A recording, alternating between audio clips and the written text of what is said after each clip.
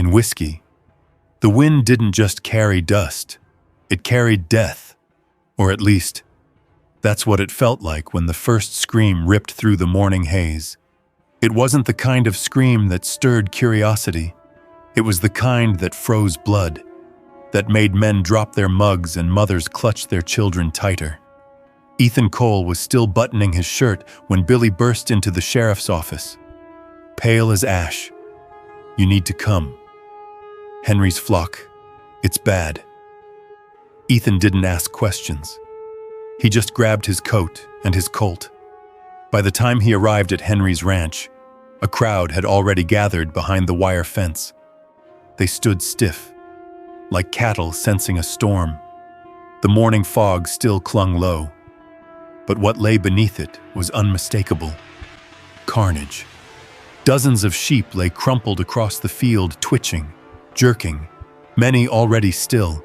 Foam oozed from their mouths. Blood pooled under their heads, their bodies twisted in contorted postures. Hooves dug into the earth as if trying to claw away from something invisible. Henry was on his knees in the muck, hands trembling over the body of a ewe, rocking slowly. "They started dying in the night," he said. Sounded like they was screaming, not like animals, like something being torn apart. Ethan didn't speak. He moved through the field slowly, methodically, crouching beside one of the dead. Its eyes had burst blood vessels. Lesions lined its gums. It wasn't old age. It wasn't wolves. And it sure as hell wasn't natural. Clara arrived minutes later, her coat already dusted with dew, hair tied back, face unreadable. She dropped her bag by the nearest carcass and pulled on gloves without a word. "This isn't a virus," she said after only a few minutes of inspection. "Too rapid. No signs of slow onset. These animals were fine yesterday. You think it's poison. Feels like it." A murmur rose from the onlookers. "Sheep plague. We're cursed. Burn it all before it spreads." Someone hoisted a jug of kerosene over the fence. "Put it down," Ethan said. The voice wasn't loud, but it made everyone freeze. The man hesitated. Ethan stepped forward, one hand on his revolver. "Put it down." The man backed away, muttering, but the mob quieted. Clara glanced at him, then bent down to take blood samples. Whatever this is, it was deliberate, not an accident. Ethan scanned the field. Something felt wrong, not just the deaths, but how the bodies were arranged. The flock had collapsed in a crescent, all near the water trough. By noon, Clara had set up a makeshift lab under the barn eaves. She worked in silence, slicing tissue, labeling jars, sweat dripping down her neck. Ethan moved alone, inspecting the perimeter. That's when he found it. A torn sack half buried beneath the roots of a bush. He pulled it free. 4-8, for industrial use only. Class 1 hazard. A shiver ran through him. Nearby, a used syringe, a broken vial. He brought them to Clara, who flinched when she read the label. "This stuff's been banned for years. 1 gram could kill a field's worth of sheep, maybe more." Ethan's voice turned flat.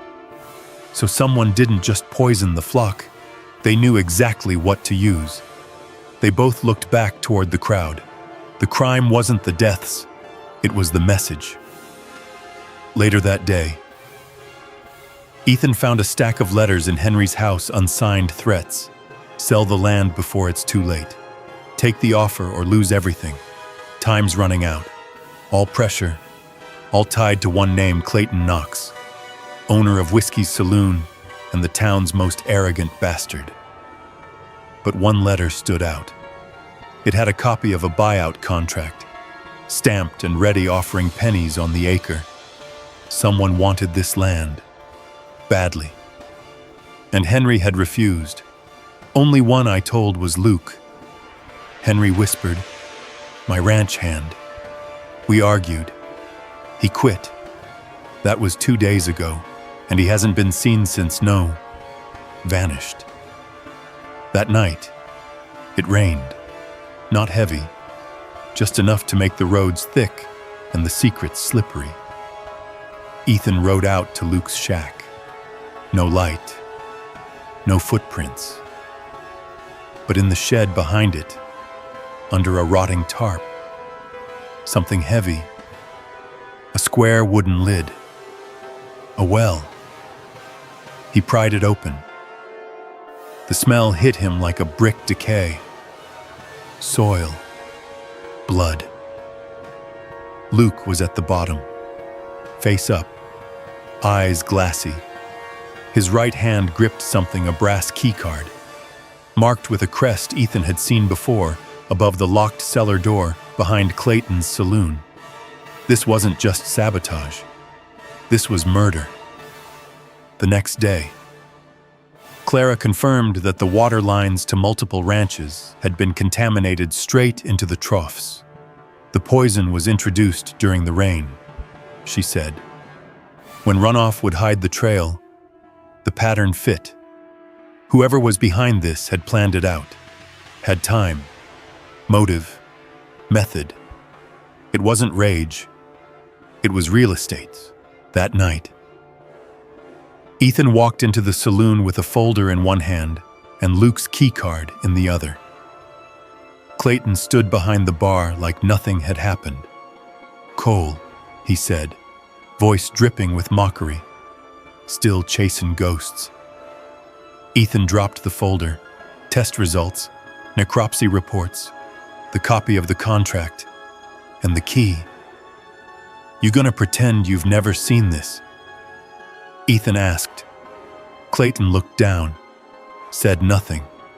"You paid Luke to dump poison into Henry's trough." Ethan continued. "And when he got scared, you put him in a hole." Clayton didn't blink. "You can't prove a damn thing." He spat. Ethan raised an eyebrow. "Don't need to. You'll do it yourself." Clayton reached under the bar. Ethan was faster. One shot not to kill, but to stop the match Clayton had lit from reaching the bottle of gasoline in his hand. The bottle shattered. The fire died. Clayton screamed, blood running down his wrist. But the cellar behind him was exposed. Inside were crates of forate, a map of local ranches, a ledger with payment records including one to Luke Talbot, and another name, Price Halloway, ex-county surveyor. Last seen gambling with Luke weeks ago. He was the second player, with Billy's help. Ethan tracked him down before sunrise, fleeing town in a rusted truck. Inside were blueprints, cash, and a plan to help an outside mining company seize the valley once landowners gave up. They didn't plan for Ethan, or Clara, or Luke, who had tried, in the end, to do the right thing. Price didn't resist, but as Ethan cuffed him, he smiled. "You think we're the only ones? This town is bought and sold. Sheriff, you just ain't seen who holds the deed." In the days that followed, whiskey grew quiet again. The sheep stopped dying. Rain gave way to brittle sun. And Clara, who had once been whispered about like a ghost, was now the town's quiet guardian. Someone left bread on her porch. A child left a drawing. Henry cried when he saw his flock grazing again. Ethan just watched.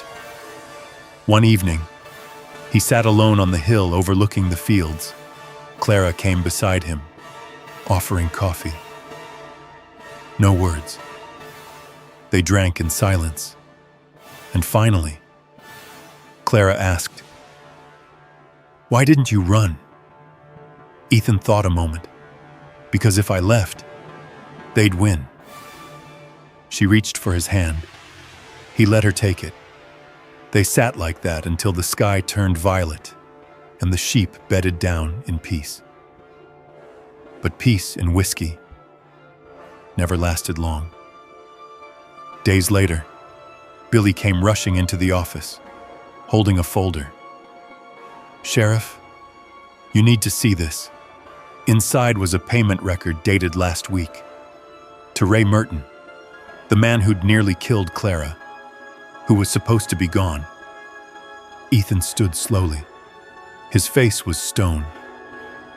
"Get the horses ready," he said. "Wake Clara." "Why, what now?" Ethan's eyes burned. Someone's been digging near the old mines. And in whiskey. He slipped the badge back onto his chest. Nothing stays buried for long.